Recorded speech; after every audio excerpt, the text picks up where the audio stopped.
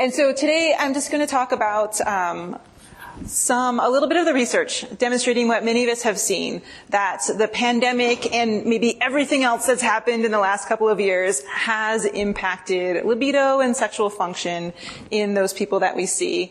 Let's look at some statistics just to make sure that it's not just our little isolated world. Sometimes it's nice to see what's going on in the greater world.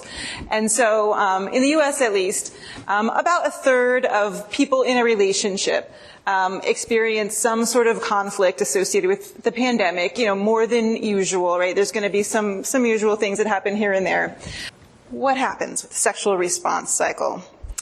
This was one of the first major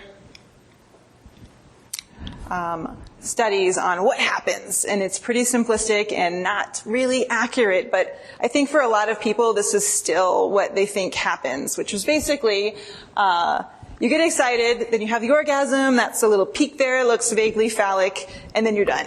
Some studies looked at this. They found that taking Tribulus, actually they looked at postmenopausal women and they gave the same dose, but in one group they got 94 milligrams 3 times a day, and the other group got the whole dose once a day. And they actually found that the 3 times a day was significantly more effective in helping that group have a pleasurable orgasm compared to the once a day dose.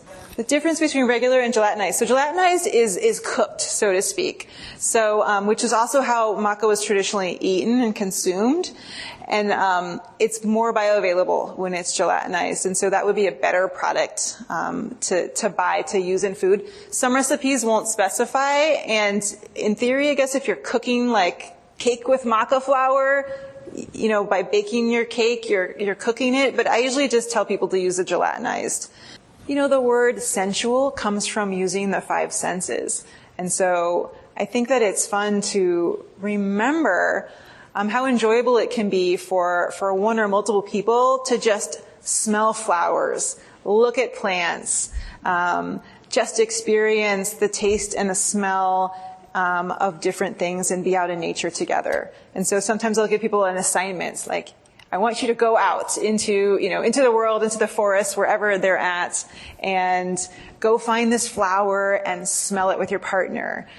Sex therapy.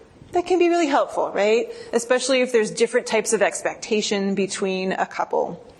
Increasing exercise, regardless of the exercise and the problem, always helps a libido. It's very well demonstrated in literature.